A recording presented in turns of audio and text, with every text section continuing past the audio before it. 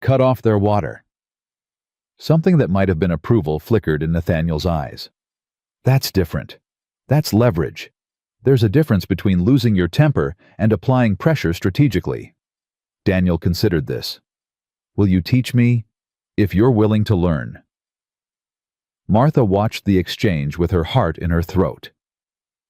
It was the first time Daniel had shown interest in anything Nathaniel offered. The first crack in the wall he'd built around himself. They completed their shopping and left town as the afternoon light began to fade. The sky had grown darker heavy with the promise of more snow. Storm coming, Nathaniel observed, urging the horses faster. Need to get back before it hits. They made it to the ranch just as the first flakes began to fall. Within hours, the world had turned white and howling wind driving snow against the windows with a sound like sand against glass. Nobody leaves the house tonight, Nathaniel announced at supper. This storm looks bad. Hank, make sure the hands are accounted for. Already done, boss. Everyone's in the bunkhouse or the barn. Martha gathered her children close that evening, all of them crowded into the main parlor while the storm raged outside. Cookie had built up the fire until the room glowed with warmth, and the children had spread across furniture and floor, creating a nest of bodies and blankets. Mama, tell a story. Hannah tugged at Martha's sleeve. Tell about Papa. Martha felt the familiar ache in her chest. Which Papa, sweetheart? First Papa, the one who could make animals from wood. Ah. Martha pulled Hannah closer, aware of her other children leaning in to listen. Even Daniel, pretending to read in the corner, had gone still. Your Papa Thomas was a man of many talents. He could look at a piece of wood and see the creature hiding inside it. He'd say, Martha, there's a rabbit in this oak, just have to let it out. And he let them out? Joey's eyes were wide. He did. Carved them so fine you'd swear they could hop right off the shelf. What happened to the animals? Ruth asked quietly. We don't have them anymore. Sold them, after he died. We needed the money more than we needed wooden rabbits. The fire crackled. Wind howled against the walls. I remember the horse. Samuel's voice was rough. He made me a horse for my 5th birthday. Painted it brown with white spots. That's right. You carried that horse everywhere for 2 years. Wouldn't eat supper without it sitting beside your plate. What happened to it? The flood, when the creek rose, took a lot of things that year. Nathaniel had been sitting in the corner ostensibly reading but clearly listening. Martha caught his eye across the room and saw something there she couldn't name. I could try. His voice was quiet. Carving, I mean. I'm not skilled, but I know the basics. If the children wanted to learn, really. Joey bounced up. You'd teach us, if your mother approves. Martha nodded slowly, her throat tight with unexpected emotion. The storm raged for 2 days. By the morning of the 2nd day, Joey had developed a cough. By that afternoon, the cough had become a fever. It's just a cold. Martha pressed her hand to her son's burning forehead. Children get fevers. But the fever climbed, and by nightfall Joey was barely conscious, his small body racked with shivers despite the blankets piled on top of him. He needs a doctor. Rebecca's voice was tight with fear. Mama, he's getting worse. The storm. I'll go. Nathaniel appeared in the doorway, already pulling on his coat. Doc Warren lives on the east side of town. 3-hour ride in good weather. You can't. Martha grabbed his arm. You can't see anything out there. You'll die. I know this land better than I know my own hands. I'll make it. Nathaniel. He turned to face her, and Martha saw the determination in his eyes. Something else, too. Fear. Not for himself, but for the boy lying in the bed behind her. He's 5 years old, Martha. He's got a future worth fighting for. I'm going. He was gone before she could argue further. The hours that followed were the longest of Martha's life.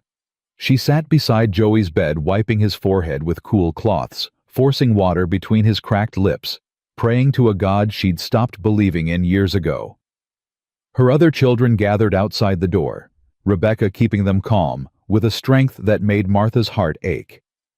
Samuel had wanted to ride after Nathaniel, but Hank had stopped him. "Boss knows what he's doing. Best thing you can do is stay here and be ready to help when he gets back." If he gets back, Martha thought.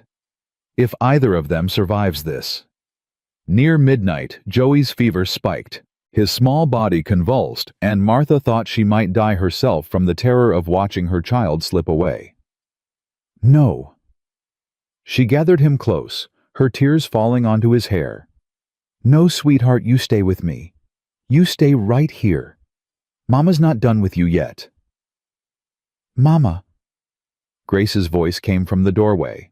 Martha looked up to find her silent daughter standing there, her face pale, but her eyes clear. "Grace, honey, go back to bed." "No." Grace walked forward. Her first voluntary movements toward anyone outside the family since Frank's death. She climbed onto the bed beside her brother and took his hand. Joey, you have to wake up. Who's going to count the horses if you don't wake up?" Martha's breath caught. "Mr. Blackwood promised." Grace's voice was stronger now. "He promised you could count the horses. You can't break a promise, Joey. That's not fair." Joey's eyelids flickered. "That's it, sweetheart." Martha leaned close. "Come back to us. Come back." The front door crashed open downstairs. Footsteps pounded up the stairs, and then Nathaniel was there, snow-covered and half-frozen, with a small man in spectacles behind him. "I'm Dr. Warren." The small man was already moving toward the bed, his hand surprisingly steady as he opened his bag. "How long has the fever been this high?" "Hours. I don't know. Too long." The doctor worked quickly, examining Joey with practiced efficiency.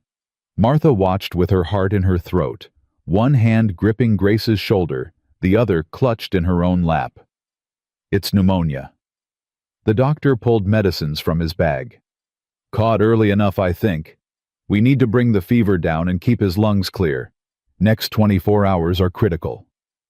He gave Martha instructions, medicines to administer, positions to keep Joey, and signs to watch for. She absorbed it all with the focus of a woman who'd nursed children through illness before. "I'll stay."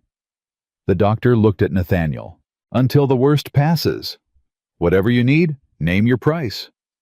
"The ride through that storm was payment enough, Mr. Blackwood. I've never seen anyone make that journey in weather like this. You must care a great deal for this boy." Nathaniel's gaze moved to Martha, to Joey, to Grace still holding her brother's hand. "I care for all of them," he said quietly. "More than I expected to." The next 24 hours blurred together. Martha didn't sleep, didn't eat, barely moved from Joey's bedside. Nathaniel stayed too silent and watchful, ready to help whenever she asked. At some point in the long night, Grace fell asleep, curled against her brother's side. Martha tried to move her, but Nathaniel stopped her. "Let her stay. She needs to be there when he wakes up." "If he wakes up." "When?" Nathaniel's voice was firm. "He's a Calloway. You said it yourself. Callaways don't break." Near dawn, Joey's fever broke. Martha felt it happen, the heat ebbing from his skin like a tide going out. His breathing eased, his face relaxed. "Mama?" His voice was thin, barely a whisper. "I'm here, sweetheart. I'm right here. I had bad dreams. I know, but they're over now. You're safe." "Is Mr. Blackwood here?" Nathaniel moved closer to the bed. "I'm here, son." "Did you count the horses without me?" Despite everything, despite the terror and the exhaustion and the overwhelming relief, Martha laughed. It came out broken and tear-soaked, but it was still a laugh. "No," Nathaniel said, his own voice rough. "I waited. Horses don't go anywhere. They'll be there when you're ready." Joey smiled weakly and closed his eyes. Martha looked at Nathaniel across her son's sleeping form. He looked terrible, exhausted, frostbitten, older than he'd seemed days ago. He'd ridden through a blizzard that could have killed him. For a child, he'd known less than a week. "Thank you," she whispered. "Thank you." "I made a promise. I keep my word." This was more than a promise. Nathaniel was quiet for a moment. Then, "Eleanor died in this room. Did you know that?" Martha shook her head. "Right there." He nodded toward the chair Martha had spent the night in. I held her hand and watched her slip away, and there wasn't a thing I could do to stop it. The baby, too. A girl. She never even opened her eyes. Nathaniel. When I saw Joey lying there fighting that fever, I thought, he stopped his jaw working. I thought I couldn't watch another child die in this house. I couldn't survive it. So I went. Not because I'm brave or noble or any of that nonsense. Because I was terrified of what would happen if I didn't.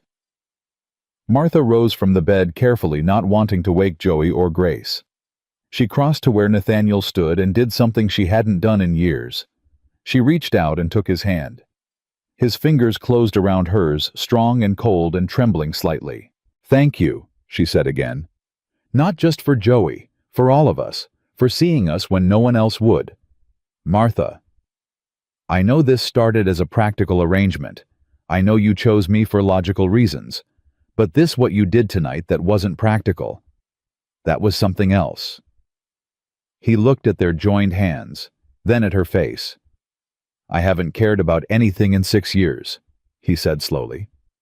"I thought that part of me died with Eleanor, but these past few days watching your children watching you." He paused. "I don't know what this is. I don't know what to call it, but it's not practical anymore." "No," Martha agreed. "It's not."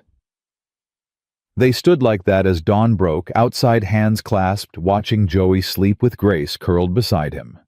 And Martha thought that maybe, just maybe, she was beginning to understand what it felt like to stop surviving and start living again.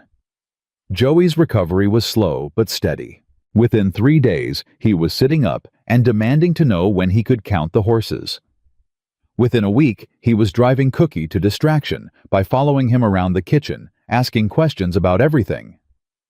"Boy asks more questions than a lawyer," Cookie grumbled, but Martha noticed he always answered. The near loss of her son had shifted something in the household. The children moved differently now, staying closer together, touching more often.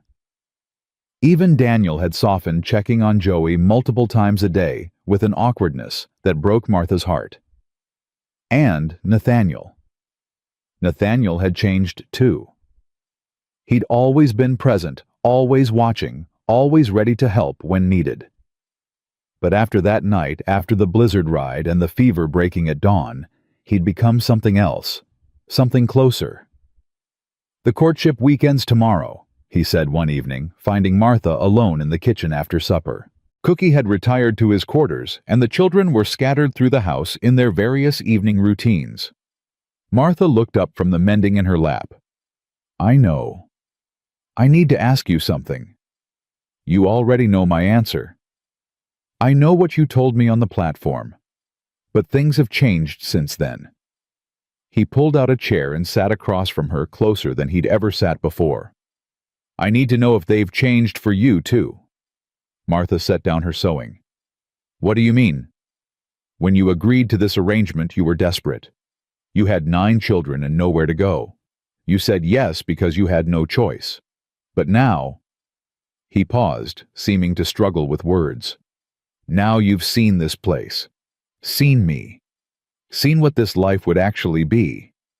I need to know if you're still saying yes because you have to, or because you want to." The question hung between them, heavy with implications Martha hadn't allowed herself to examine too closely. "I've been married twice," she said slowly. "Both times I did it because I had to, for survival, for my children. I never asked myself what I wanted because wanting things was a luxury I couldn't afford. And now you're asking me to want something, to choose something, and I don't—" Her voice caught. "I don't know if I remember how." Nathaniel reached across the table and took her hand. The gesture was becoming familiar now, the weight of his fingers laced through hers. "Then let me ask a different question. When you think about leaving here tomorrow, taking your children and going somewhere else, what do you feel?" Martha closed her eyes. She imagined packing their few possessions, loading the children into a wagon, riding away from this house with its warm kitchen and too many bedrooms. Riding away from Cookie and Clara and Hank. Riding away from Nathaniel. Something in her chest clenched so hard she couldn't breathe. "I feel sick," she whispered. "I feel like I'd be tearing something out of myself." That's wanting, Martha. That's what wanting feels like when you've forgotten you're allowed to do it. She opened her eyes to find him watching her with an intensity that made her skin warm. "Tomorrow night," he said, "after supper, I'm going to ask you properly, in front of your children. They deserve to be part of this decision, and you deserve a proposal that isn't made on a frozen platform in front of strangers. Nathaniel, let me finish. If your answer is still yes, we'll be married the following morning. Reverend Whitfield can come to the ranch. Small ceremony, just family." He squeezed her hand. "But if your answer is no, if you've decided this isn't what you want after all, I'll give you enough money to start over anywhere you choose. No strings, no obligations. That's my promise." Martha studied his face, looking for the trick, the hidden angle. She'd been searching for it since the day he chose her on that platform, and she still hadn't found it. "Why?" The question came out before she could stop it. "Why are you so good to us?" "Because you deserve it. Because your children deserve it. Because for 6 years I've been living in a house full of ghosts, and then you walked in with 9 children and more life than I knew what to do with." His voice roughened. "Because when I rode through that blizzard to get the doctor, I realized I wasn't just doing it for Joey. I was doing it for you. I was doing it because the thought of seeing you lose another child was unbearable." Martha felt tears burning behind her eyes. She'd trained herself not to cry years ago, but the training was failing her now. "I don't know how to do this," she admitted. "I don't know how to be a wife to someone who actually—" She stopped, unable to finish. "Someone who actually cares about you." She nodded. "Then we'll figure it out together. Same way we've been figuring out everything else, one day at a time." He rose, still holding her hand, and lifted it to his lips. The kiss was gentle, barely more than a brush of warmth against her knuckles, but it sent something electric through her entire body. "Tomorrow night," he said. "Be ready." He left her alone in the kitchen, with her mending forgotten in her lap, and her heart beating faster than it had in years. The next morning, Martha woke to find Ruth sitting on the edge of her bed, watching her with serious eyes. "Mama, can I ask you something?" Martha sat up, pushing hair out of her face. "Of course, sweetheart." "Mr. Blackwood has a library. Did you know that—" "I knew there were books in the study. Not just those. There's a whole room, upstairs at the end of the hall. The door was locked, but Clara gave me the key." Ruth's eyes were shining. "Mama, there are hundreds of books. Maybe thousands. More books than I've ever seen in my whole life." Martha felt something twist in her chest. Her quiet daughter, her dreamer, who'd wanted to be a teacher since she was old enough to know what teachers were. And Mr. Blackwood said— Ruth stopped suddenly, uncertain. "What did he say?" "He said if you marry him, he'll send me to school. A real school, in Denver. There's an academy there for girls who want to be teachers. He said he'd pay for everything." The tears Martha had held back last night threatened to spill over now. He said every child deserves to chase their dreams and being poor shouldn't stop them." Ruth's voice trembled. "Mama, I never told anyone about wanting to be a teacher. Not anyone except you." "How did he know?" "Because he pays attention," Martha whispered. "Because he sees us." Ruth threw her arms around her mother, and for a long moment they held each other while Martha processed what Nathaniel had done. Not just offering security, not just providing a home, but seeing her children as individuals with dreams and hopes worth nurturing. "Do you want to marry him, Mama?" Ruth's voice was muffled against Martha's shoulder. "I think I do, sweetheart. I think I really do." "Good, because I think he might actually be wonderful." The day passed in strange suspension. Martha went through the motions of household management, but her mind kept drifting to the evening ahead, to the proposal that would change everything. After lunch, she found herself drawn to the parlor to the piano that had sat silent since her arrival. Eleanor's piano, the instrument that had kept a lonely woman sane in the wilderness. Martha sat on the bench and let her fingers rest on the keys. She hadn't played in 20 years, hadn't touched a piano since her father sold theirs to pay gambling debts when she was 18. Slowly, hesitantly, she pressed a key, then another. The notes hung in the air, pure and clear. "You can play if you want." She turned to find Nathaniel in the doorway watching her with an expression she couldn't read. "I don't remember how. It's been too long." "Your fingers might remember even if your mind doesn't. Try." Martha turned back to the keys. She closed her eyes, reaching for memories buried so deep she'd thought they were lost forever. Her mother's hands guiding hers, the smell of wood polish and candle wax, the feeling of music flowing through her body like water. She began to play. The melody was simple, a folk song her mother had taught her decades ago. Her fingers stumbled at first, missing notes, hitting wrong keys. But slowly, painfully, the music began to emerge. Imperfect, broken, but music nonetheless. When she finished, her face was wet with tears she didn't remember shedding. "That was beautiful." Nathaniel moved closer, his footsteps soft on the wooden floor. "It was terrible. I missed half the notes." "It was you trying something that scared you. That's always beautiful." He sat beside her on the bench, close enough that their shoulders almost touched. "Eleanor used to play every evening.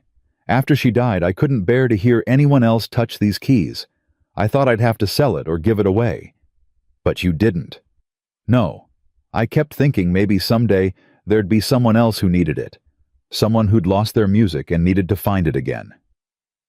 He looked at her, his blue eyes soft. "I think I was waiting for you, Martha. I just didn't know it." Before she could respond, the front door burst open, and Daniel's voice echoed through the house. "Help, someone help!" Martha was on her feet before she consciously decided to move, racing toward the sound of her son's voice. She found him in the entryway, supporting Samuel, who was clutching his left arm against his chest. Blood seeped through his fingers. "What happened?" Martha grabbed for her eldest, her hands finding the wound automatically. "Horse spooked. Threw him against the fence. I think his arm is broken." Daniel's voice was steady, but his face was white. I didn't know what to do." "You did exactly right. You got him here." Martha guided Samuel toward a chair. "Nathaniel, I need—" But Nathaniel was already moving, shouting for Hank, for Clara, for anyone who could help. Within minutes, the house was organized chaos. Clara appeared with bandages and hot water. Hank rode for the doctor. Cookie produced whiskey for the pain. Through it all, Daniel stood frozen in the corner, watching his brother with an expression that broke Martha's heart. "He saved me." Samuel's voice was strained with pain. "The horse, it was coming at me. Daniel grabbed the reins and pulled it away. He saved my life, Ma."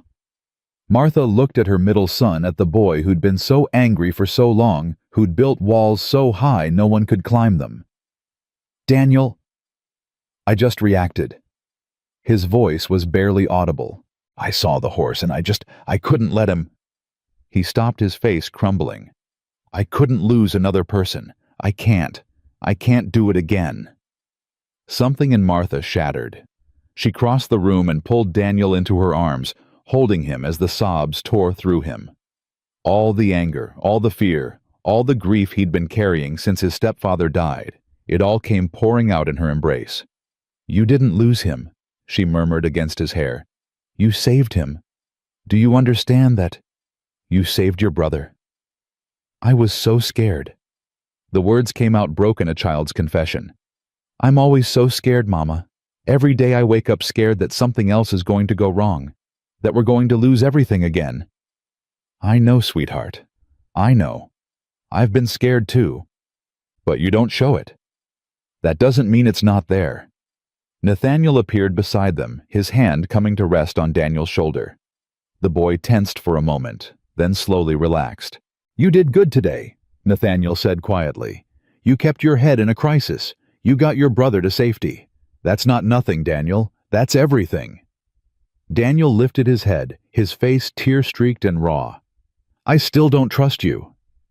I know. I want to. I don't know how anymore.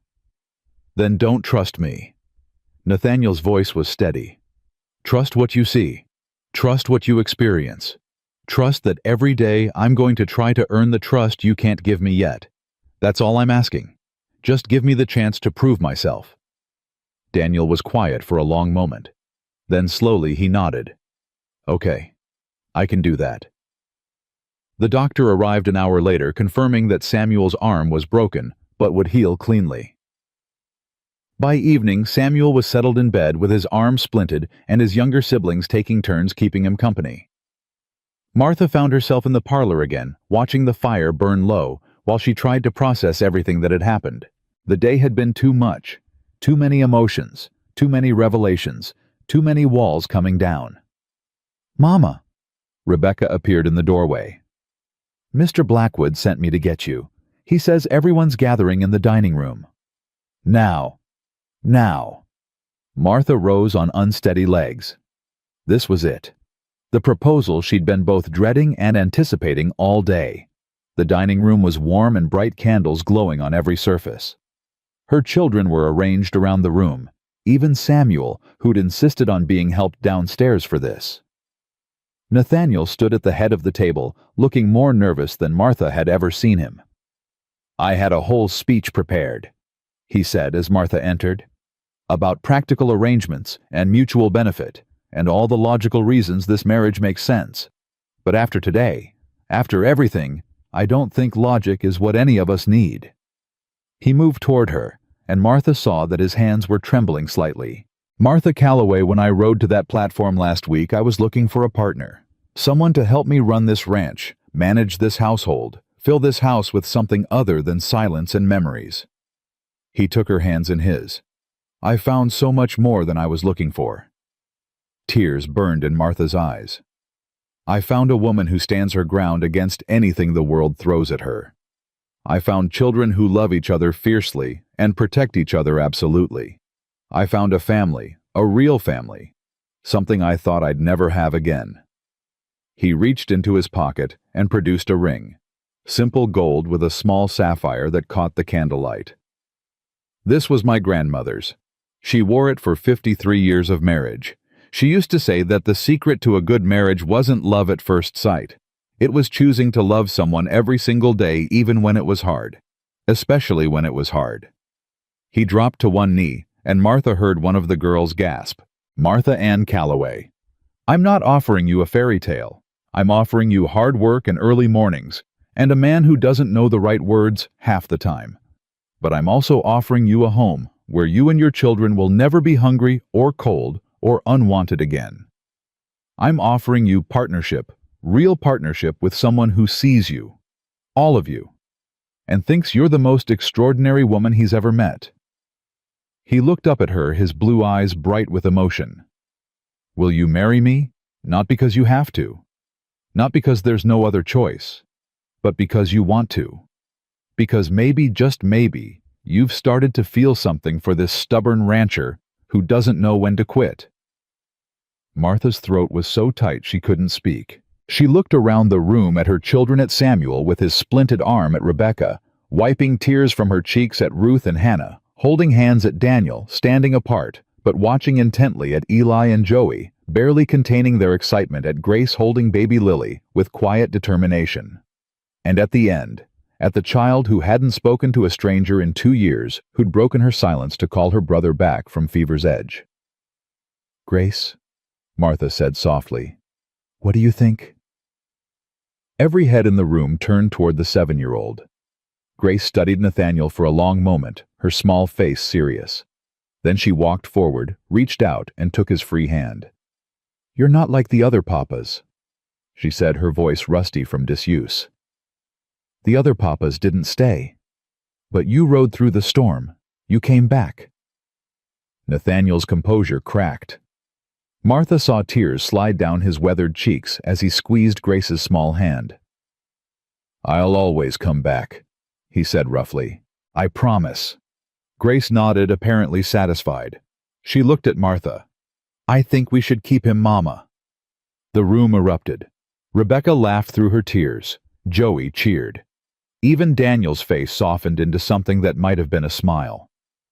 Martha knelt down until she was at Nathaniel's level. She took his face in her hands, this man who had seen her when she was invisible, who had chosen her children as his own, who had ridden through blizzards and faced down fever, and offered her something she'd stopped believing in. "Yes," she whispered. "Yes, I'll marry you. Not because I have to, because I want to. Because somewhere in the past week I started wanting things again. And the thing I want most is this family, this home. You." Nathaniel pulled her into his arms, and around them, 9 children erupted into chaos and joy.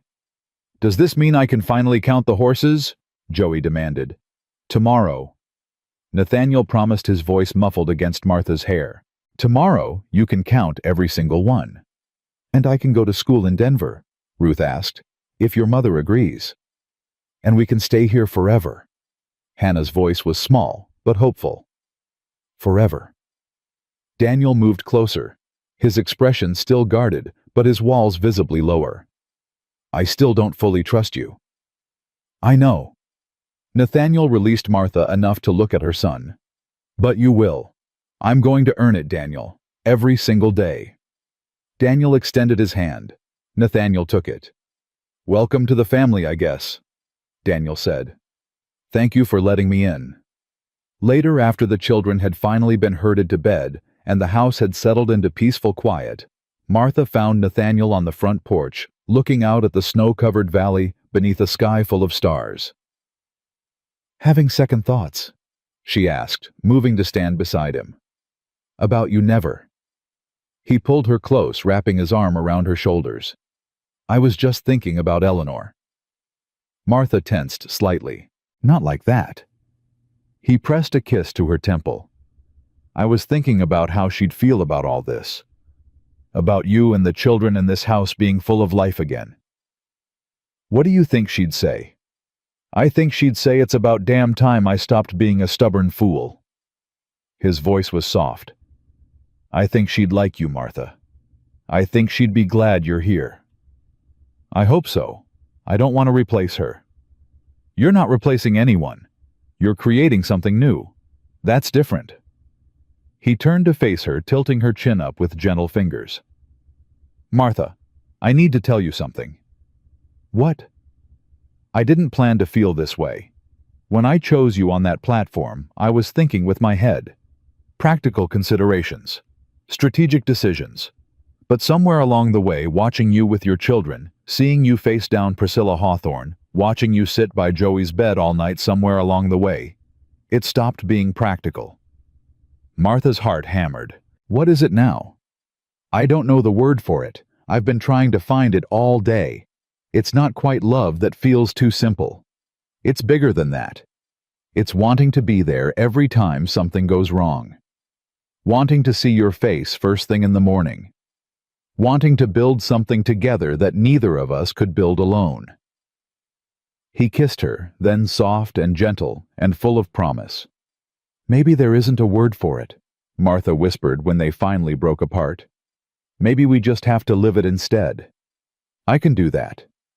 Nathaniel rested his forehead against hers. "I can definitely do that." They stood together in the cold night air, watching their breath mist and mingle, and Martha thought about all the roads that had led her here.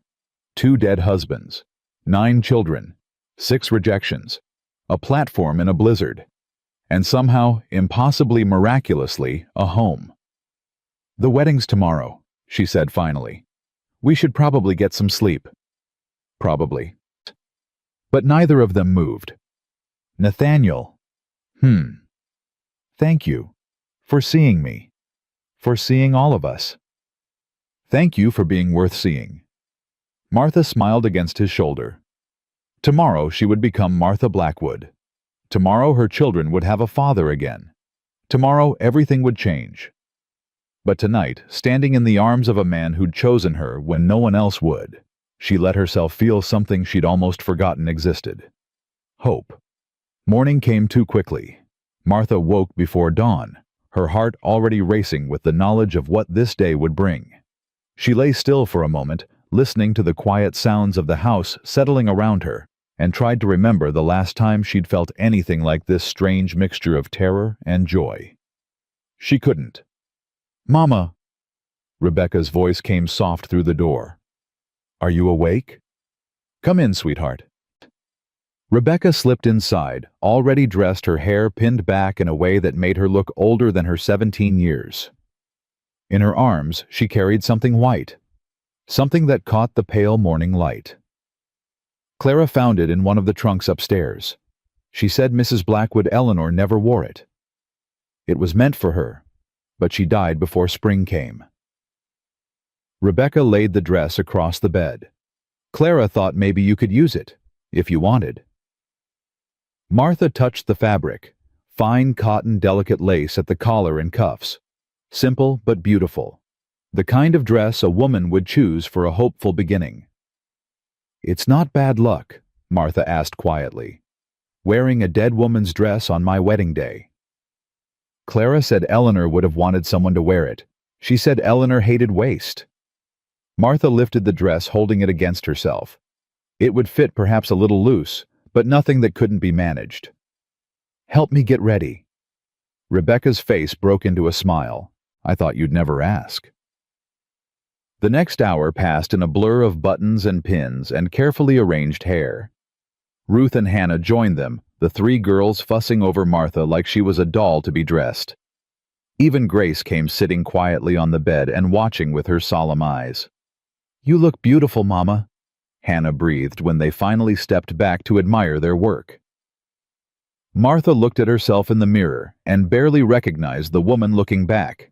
She'd been pretty once before 2 marriages and 9 children, and years of struggle had worn her down to bone and sinew. But today, in Eleanor's dress, with her hair swept up and her daughter's love surrounding her, she looked almost young again. "I looked terrified," she corrected. "That's normal." Rebecca squeezed her hand. "Every bride is terrified." "Were you terrified when you married Papa?" Ruth asked. Martha considered the question. "I was 17 when I married your father. I was so young I didn't know enough to be scared. I just knew I loved him, and he loved me, and that was supposed to be enough." "Was it?" "For a while. Until it wasn't." She turned from the mirror to face her daughters. "Marriage is hard, girls. Even good marriage. It takes work every single day. Don't ever let anyone tell you otherwise." "Is this going to be a good marriage?" Hannah's voice was small. Martha thought about Nathaniel, about the way he'd ridden through a blizzard for Joey, about the way he'd looked at her last night when she said yes, about the way he really saw her in a way no one ever had before. "I think it might be," she said softly. "I think it really might be." Reverend Whitfield arrived at 10 o'clock, a kind-faced man with gentle eyes who'd known Nathaniel for 20 years. He greeted Martha warmly, asking about her children by name, remembering details Nathaniel must have shared. "He talks about you constantly," the Reverend confided. "In all the years I knew him with Eleanor, I never saw him like this. Nervous, hopeful, alive again. He's a good man." "The best man I know, though. Don't tell him I said so. His ego doesn't need the help." The ceremony was held in the parlor near Eleanor's piano. Cookie had filled the room with candles, and the last of the winter greenery creating something warm and intimate, despite the snow still falling outside. Martha's children arranged themselves in a half-circle, the older ones standing, the younger ones sitting on cushions Clara had provided. Samuel was there despite his broken arm, propped in a chair with Joey beside him. Daniel stood slightly apart, still guarded but present. Ruth held hands with Hannah. Grace held baby Lily, who gurgled happily, oblivious to the significance of the moment. And Nathaniel waited at the front wearing a dark suit Martha had never seen, his silver-touched hair combed back. his blue eyes fixed on the doorway where she would appear. "Ready, Mama?" Eli asked, bouncing on his toes with barely contained excitement. He'd been given the honor of walking her down the makeshift aisle. "Ready?" Martha took her 11-year-old's arm and stepped into the doorway. The room went silent. Every face turned toward her. But Martha only saw one face, only registered one expression, only cared about one person's reaction. Nathaniel's eyes widened. His breath caught visibly. And then he smiled, a real smile, the kind that transformed his entire face from stern to almost beautiful. "Wow," Joey whispered loudly. "Mama looks like a princess." Someone shushed him, but Martha barely heard. She was walking forward one step at a time, her son's arm steady beneath her hand, her heart beating so hard she could feel it in her throat. When she reached Nathaniel, he took her hands in his. His fingers were trembling. "You came," he murmured, too quiet for anyone else to hear. "Did you think I wouldn't? I thought maybe you'd come to your senses overnight. Realize you could do better than a stubborn old rancher with more land than conversation skills." "I happen to like stubborn old ranchers." Martha squeezed his hands. "Especially ones who ride through blizzards for sick little boys." Reverend Whitfield cleared his throat gently. "Shall we begin?" The ceremony was simple. Traditional vows spoken in steady voices. Rings exchanged, Nathaniel's grandmother's sapphire for Martha, a plain gold band for him. Promises made before God and family to honor, cherish, and keep each other through whatever came. When the Reverend pronounced them husband and wife, Nathaniel cupped Martha's face in his hands with a tenderness that made her eyes sting. "Hello, Mrs. Blackwood," he whispered. "Hello, husband." He kissed her, then soft and sweet and full of promise. Around them, children cheered and clapped, and Cookie let out a whoop that seemed entirely out of character. "Does this mean we can eat now?" Joey demanded. Cookie said there would be cake. "There is cake." Nathaniel released Martha reluctantly. "Enough cake for an army, which is good because apparently I've married into one." The celebration that followed was unlike anything Martha had experienced. Cookie had outdone himself, producing a feast that left everyone groaning with satisfaction. Clara had decorated the dining room with ribbons and candles. Even Hank had dressed up, his weathered face cracked in a smile as he raised a toast to the new couple. To Nate and Martha, may your marriage be as strong as Wyoming winters and as warm as summer sunshine. And may your children, all 11 of them, now give you exactly as much trouble as you deserve. 11, Joey frowned, counting on his fingers. "There's only 9 of us." 11, including Nate and Martha, Hank explained. "Hank, because they're all each other's children now. That's what family means." Joey considered this, then nodded seriously. "Okay, that makes sense." As the afternoon wore on, Martha found herself pulled aside by each of her children in turn. Samuel, his good arm hugging her tight, promising to make Nathaniel proud. Rebecca, tears streaming down her face, saying she'd never seen Martha look so happy. Ruth, already dreaming about Denver, thanking her mother for giving her a future. Eli asking if this meant he could call Nathaniel Pa like a real son. "Only if you want to," Martha told him. "And only when you're ready." Daniel was the last. He approached her as the party was winding down, his expression unreadable. "You love him." It wasn't a question. "I'm starting to," Martha admitted. "It's different than what I felt for your father, quieter, slower, but I think it might be just as real. And he loves you. He's learning to. We both are." Daniel was quiet for a long moment. Then, "I'm glad you're happy, Mama. You deserve it." "So do you, sweetheart. All of you deserve happiness." "Maybe." He glanced toward where Nathaniel was teaching Joey and Hannah some kind of card game, his deep voice patient, as he explained the rules. "Maybe I'll find it here." "I hope so." That evening, after the children had finally been put to bed and the house had settled into quiet, Martha found herself standing in the doorway of what was now her bedroom. Their bedroom. Nathaniel appeared behind her, his hands coming to rest on her shoulders. Nervous. Terrified. We don't have to. I know. She turned to face him. But I want to. I just don't know if I remember how to be a wife in that way. My marriages before were about duty, obligation. This feels different. It is different. He drew her inside, closing the door behind them. Martha, I'm not expecting anything tonight except honesty. We figure this out together, same as everything else. If you need time, I'll wait. If you need space, I'll give it. But if you want me, I want you. The words came out stronger than she expected.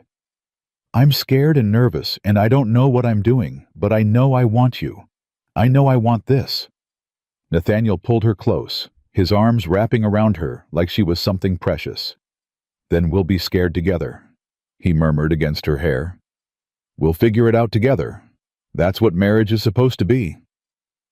What followed was awkward and tender, and nothing like the dutiful couplings Martha remembered from her previous marriages. Nathaniel was patient where Thomas had been hasty, gentle where Frank had been perfunctory. He seemed genuinely interested in her pleasure, her comfort, her experience. And when it was over, when they lay tangled together in the darkness, Martha found herself crying for reasons she couldn't fully explain. Did I hurt you? Nathaniel's voice was sharp with concern. No, it's not that. She wiped at her face. It's just I didn't know it could be like that. I didn't know I was allowed to feel like that. Like what? Wanted. Not just needed or useful or necessary. Actually wanted. Nathaniel pulled her closer, pressing his lips to her temple. Get used to it. I plan to want you for a very long time. The weeks that followed were a study in adjustment.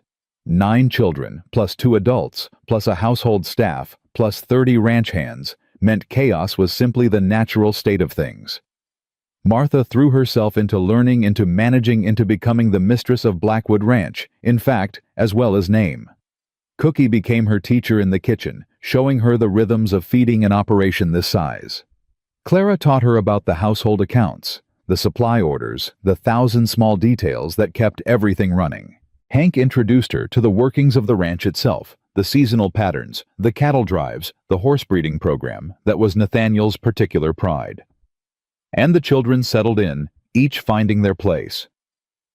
Samuel worked alongside the hands, his natural leadership emerging as his arm healed. Rebecca took over much of the household management, freeing Martha for other duties. Daniel surprised everyone by discovering a talent for numbers, spending hours in Nathaniel's office, learning the business side of ranching. Ruth devoured books from the library, preparing for the school in Denver she'd start attending in the fall. Eli and Joey became inseparable from the horses, spending every spare moment in the stables. Hannah appointed herself assistant to Cookie, learning recipes and techniques with serious dedication. Grace remained quiet, but she smiled more often now, and occasionally she would seek out Nathaniel, specifically sitting beside him in companionable silence while he worked. And baby Lily took her first steps on a March morning, toddling across the parlor floor into Nathaniel's waiting arms, while the entire family cheered.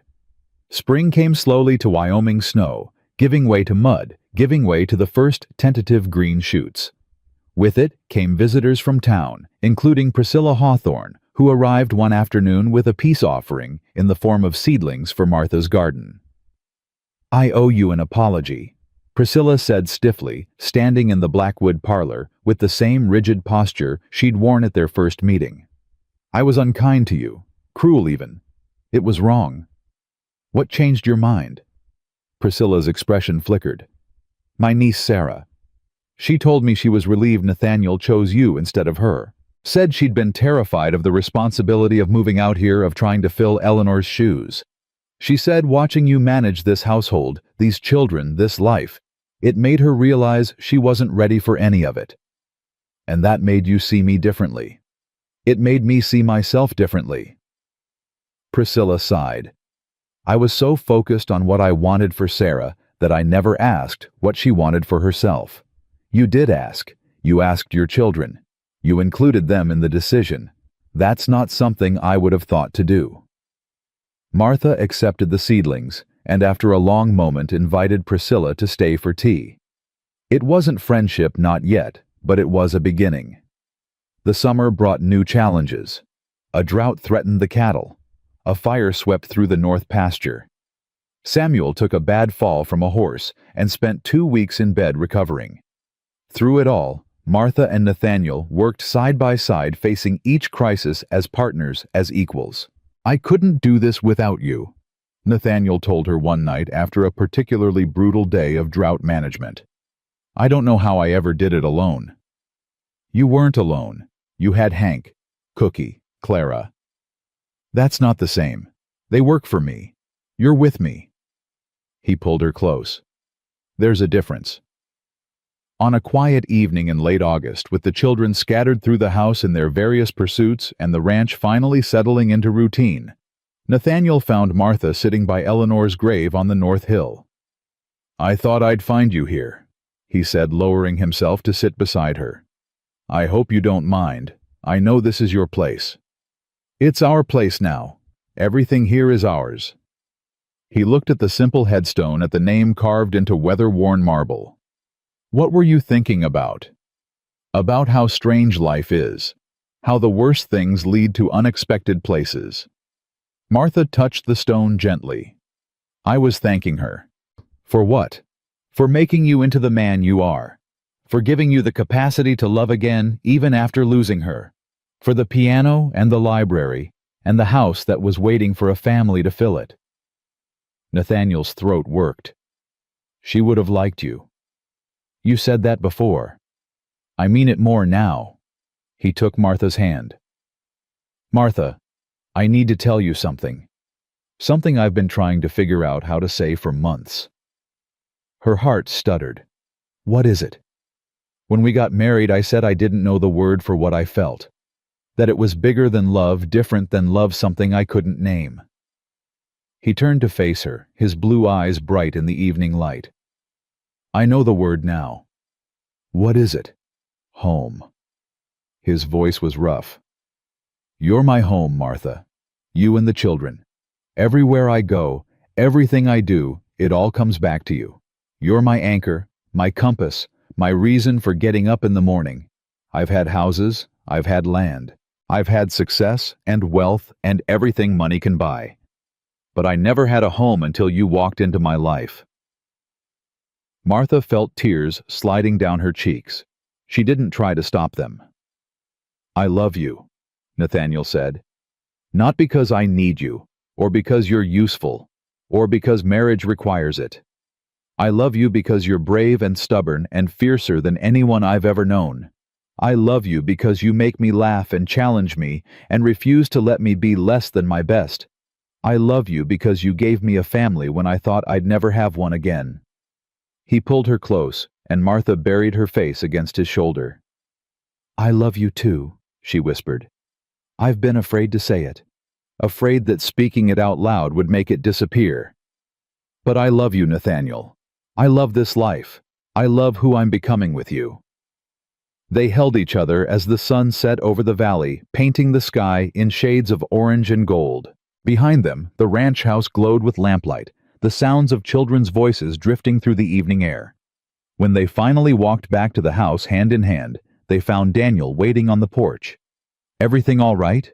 Martha asked immediately, scanning for signs of trouble. "Everything's fine." Daniel shifted his weight, looking uncomfortable.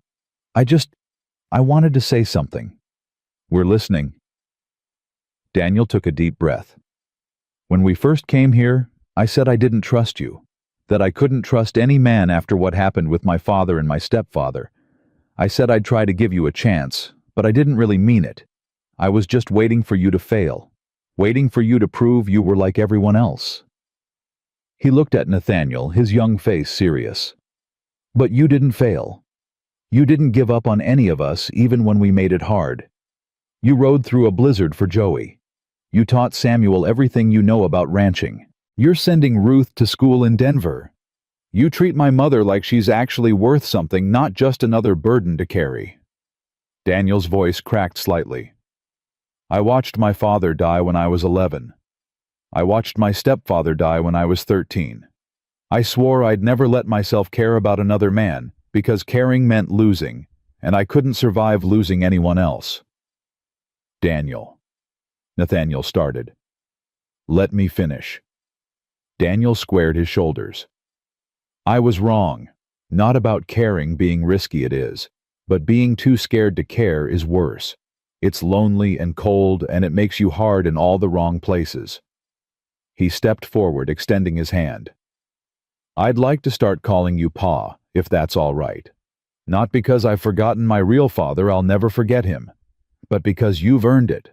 Because you've proven you're staying. Because...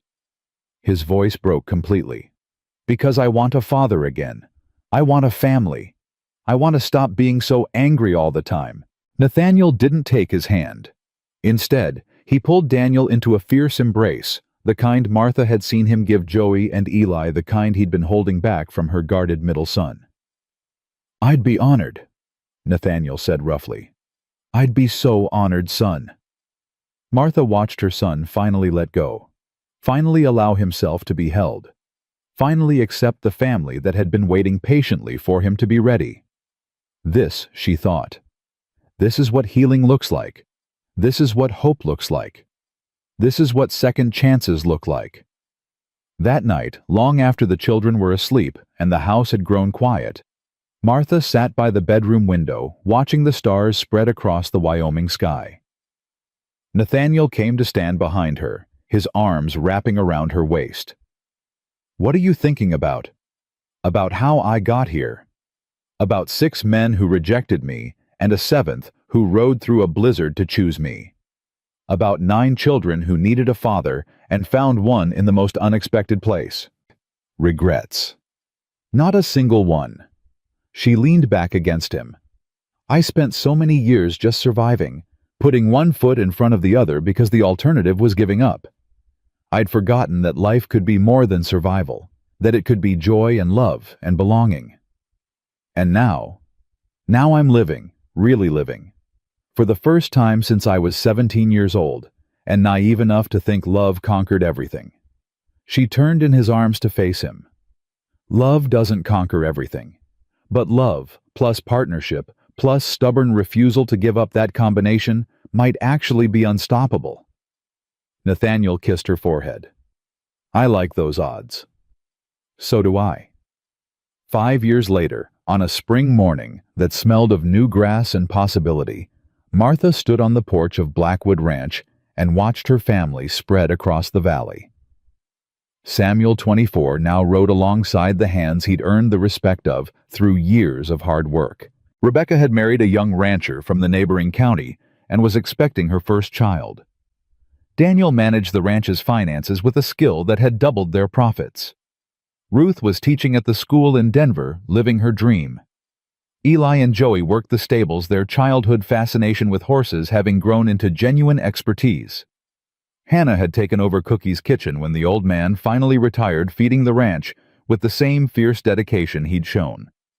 Grace, no longer silent, taught piano lessons in town, using Eleanor's beloved instrument to bring music to children who might otherwise never have learned.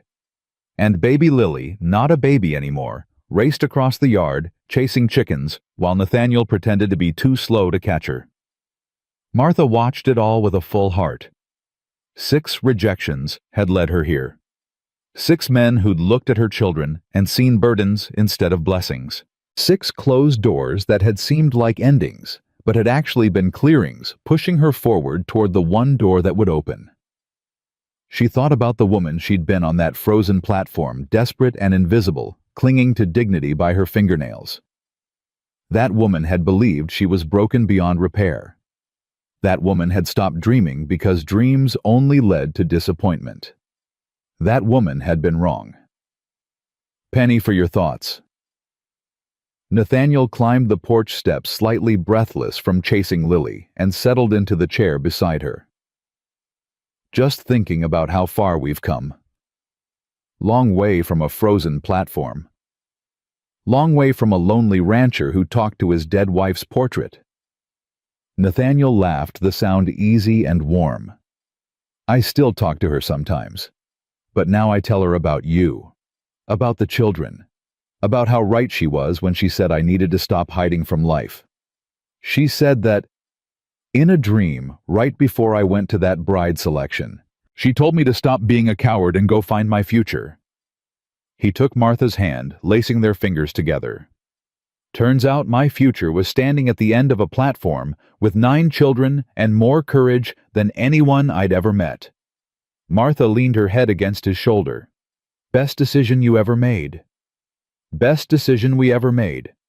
They sat together as the morning unfolded, watching their family grow and thrive, and become everything Martha had never dared hope for.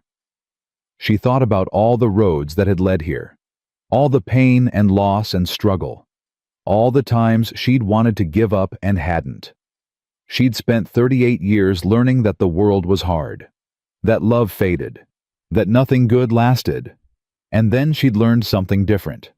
She'd learned that the hardest lives could still find softness, that hearts broken by loss could break open to love again, that a woman rejected 6 times could still be chosen, still be wanted, still be seen as exactly what someone needed. She'd learned that family wasn't just blood. It was choice. It was showing up. It was riding through blizzards and sitting by sick beds and refusing to give up even when giving up would have been easier. She'd learned that she wasn't broken at all. She was a survivor, a mother, a partner, a wife. She was Martha Ann Blackwood, and she was home.